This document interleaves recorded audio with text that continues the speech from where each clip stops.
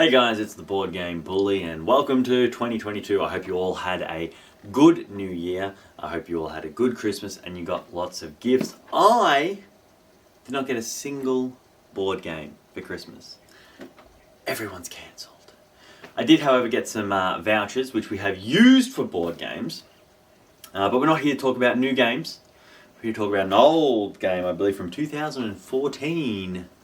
Gale Force 9's Homeland.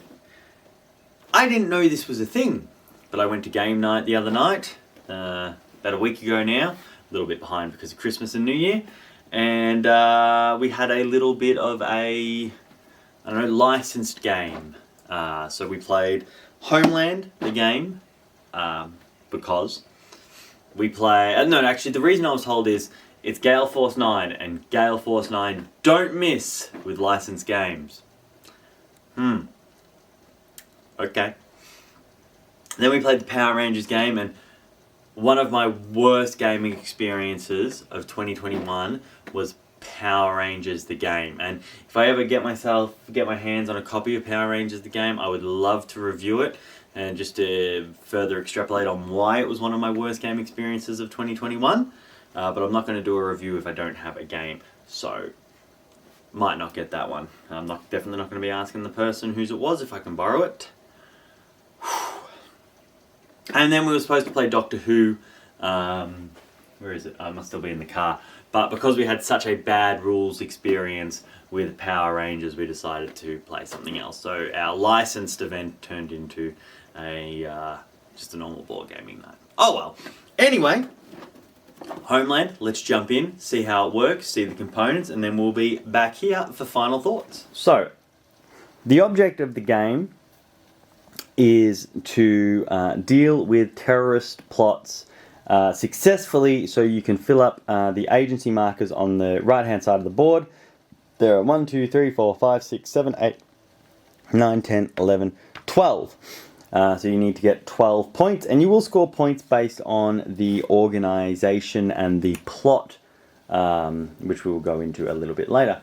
The terrorists are trying to make sure that 12 points worth of terrorist plots go through. How do you figure out who's who?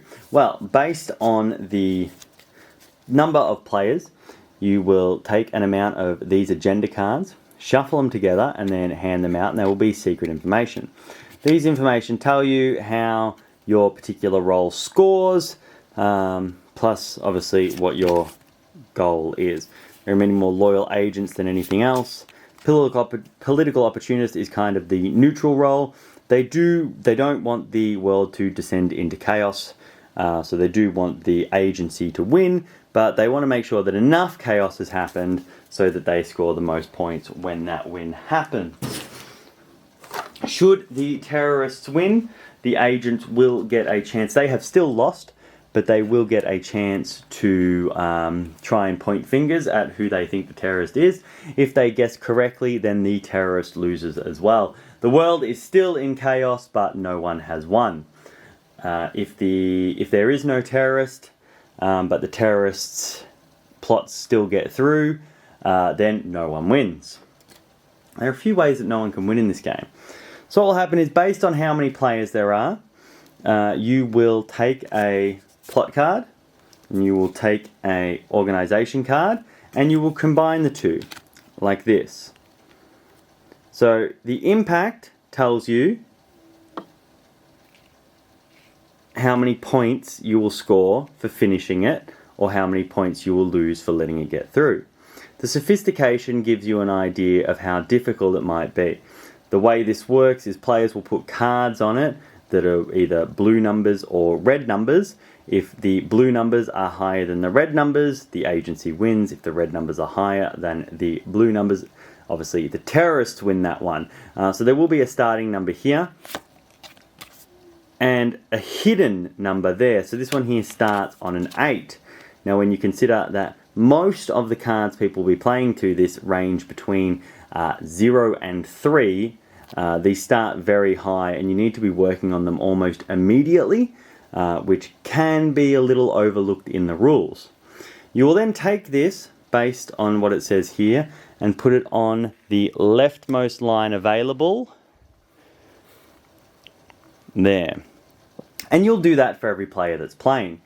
At the end of a round, you will take these and you will move them up.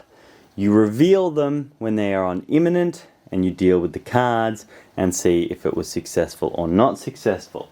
So each player will need to take responsibility for a plot to start their turn. So they will have these cards here in different colours. They're not as blurry as the camera wants them to see. I thought if we came from the right it would be good, but apparently not. Apparently not. Oh, my hand looks weird. Oh, weird hand. Oh. But yeah, green. So they'll place that here and say, you know, I am responsible for this case here. What that means is if it succeeds, they will get the rewards. Everyone will get the points, but they will get the rewards. And if it fails, they may have to take some sort of penalty. There'll either be a penalty for every player at the table, or they will take a penalty of their own. Then they will have a hand of these cards here. These cards can be used for two things. So, obviously, we talked about the blue numbers are good and the red numbers are bad. So you can, on your turn, well, you must, on your turn, put a card underneath someone else's case, and then put a card underneath. So you put a card under two plots. The first one can't be one where you are the case lead. The second one can, but doesn't have to be. So these are the numbers, and as more players add these, they put them here as hidden information, and more players will do this as their turns go on. Maybe someone puts a red one in, and we forgot when we were setting it up, it should have one to start off there, one by random. So, you know, players will keep adding cards based on if they feel like they can trust people or not. Move them over a little bit, that's where they're supposed to be. You know, each round, it will move up, it will move up, it will move up. People add cards, add cards, add cards, and then when it gets to here, we flip them all over and we see what happens. The other thing these cards can be used as is they can be discarded, which is public information, for the icon on here. Now that icon is worth currency. And you can see some of these cards, you know, they've got the 1, some have 2. So they are public information, which can tell you a little bit about who you're playing with at the table. Now these tokens, while they are victory points, if you remember what we were looking at the start of the game, they can also be used to purchase things. They can be used to purchase these assets cards, which are just made up from stills of the show, and they'll give you an ongoing power. Whoop, whoop, whoop, whoop, whoop. Drop that one. Alright, so we're looking at here. We're going to look at Lynn instead then. Sorry, Saul. We were going to look at you. Now Lynn's taken the stage. So you can tell, see, she will let you take 1 rep per Abu Nazir threat neutralized, and you can burn it, which means remove it from the game, to add a +4 either way to a plot. So these are very powerful to have. Some of them will have constant ongoing effects, some of them will have burn effects, and some of them will give you this ability here. The good old-fashioned patented American drone strike. So if you're not feeling too confident about a potential plot coming up, if you think that maybe someone that's not trustworthy has been putting too many cards under there, you can simply blow it up. Just drone strike it. You don't get any rewards, but you also don't get any negatives. And all the cards are discarded immediately, so you don't get any information from that either. You can also, with the currency, buy these little plastic figures here.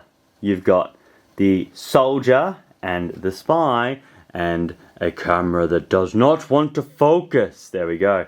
So the soldier will let you look at the cards other people have placed there. So it can be, if you use a soldier at the right time, if you suspect someone, you wait for a plot for them to have put on there exclusively themselves, and then you go, bang, I'm deploying a soldier, let me look at what cards you played under there.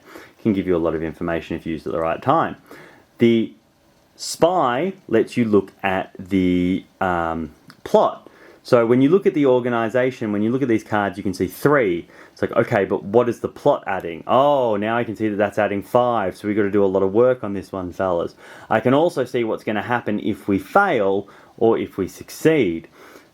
On top of that, the agent will also count as 1 extra blue number when you resolve that crisis. So, this will keep happening. Cards will keep being added to the board each round. Cards will keep moving up. It gets very difficult to remember who's gone where, because if you're playing a 4-player game, within 3 rounds you could potentially have 12 plots out there. And, you know, everyone's sort of scrambling, trying to do their own thing, trying to deal with the plots that they think are going to come up first. Well, they know we're going to come up first. There's no thinking. It's not going to catch you by surprise. So, yeah, it's that information that you're trying to learn can be forgotten very quickly when everyone's putting cards out at different places. The game also comes with this little threat analysis board, where you put down the plot here, and then you put the case here, and then you flip it, and it's just completely unnecessary, but I guess it's a little bit fun. Just like my threat analyzer. But that's the game. You keep doing that. Eventually, one side will win, and then the game will be over, and then you can move on with your life. So, hidden trader games. You either like them or you don't like them.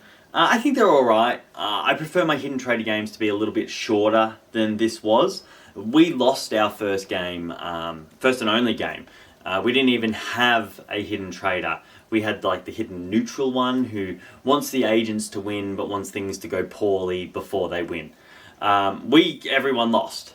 Global terrorism disaster. And unfortunately that was because the rules. When I'm playing a game for the first time, I like to go through the rules. I've actually been reading a lot online at the moment. Some people like, if you're introducing a game, you should have run the game by yourself multiple times before you introduce it to the group, and you should have watched 8 tutorial videos and gone through the rulebook 6 times. Yeah, on that, no, screw you, you're a gatekeeping dickhead. All you need to do is get the rulebook out and learn with your friends. So we got the rulebook out, we learned with our friends, we followed the rulebook, and there is a section in the rulebook that says, on your first turn, you won't have to do any of this, so skip straight to step 4. The problem being, in step 2 and 3, there is really, really important information about cards that are hidden to everyone that we didn't have. So by the time things got to the point where we could actually do 2 and 3, it was game over, man. We were so far behind the 8 ball that it wasn't even funny. And it didn't ruin the game experience, whatever. I can take losing a game, but it's just frustrating to know it's like, oh, we lost because the rule book told us to skip this information that we really would have needed to win the game. And it's funny, that was sort of a theme of the day. But this time, I do feel like it really was the rulebook's fault, whereas in Power Rangers, oh, it was not. Oh, that was someone else's fault. Alright, but let's get into the scoring. Alright, so, Homeland the game. How does it rate? I'm going to be completely honest. It doesn't really feel like it'll be a spoiler alert based on what I've said already. This will be my lowest rated game to date. Rules are... Look, the rulebook is fine if you don't take into consideration that if you learn from the rules, your first game will be completely scuffed and then you need to play another one. And when this game is 3 to 6 players, 90 minutes, for what is basically a drawn out hidden trader game, no. I don't have 3 hours to play Homeland the game. Okay, so rules 5. Artwork, it's just screen caps from the show. You know, the cards that you do have in front of you, they all have the information on there of what they do. There's no hard iconography to get through or anything like that. There are little plastic bits which are really small and crappy. It's fine. You know, the artwork and components, they're fine.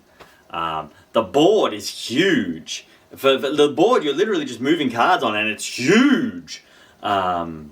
6, okay.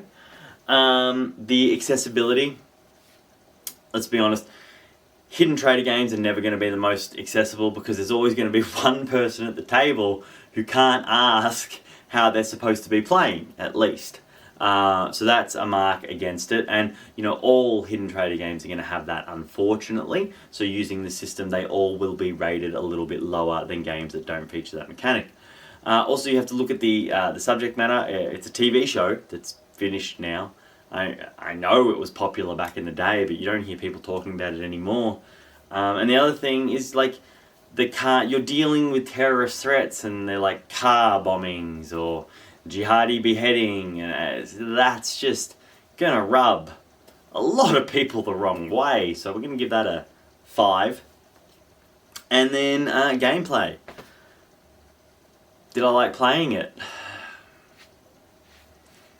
It was fine. I'd play it again, just to have a look at what it's like with the right rules. I liked some of the ideas, like the political person is trying to get things to be as messed up as possible, but bring it back in the end so they can get their individual victory. It had some interesting concepts in it, and I didn't hate playing it, so I'd say like a 6. I would play it again. So if you add all that together, divided by 4, it comes to a 5.5 out of 10.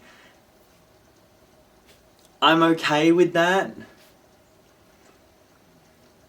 I don't know. It seems like it might be a bit low. I could be being a little bit harsh on the rulebook. But even if I was nicer to the rulebook, that's only going to bring it up to a 6 out of 10 at best. So I say we leave it. 5.5 out of 10.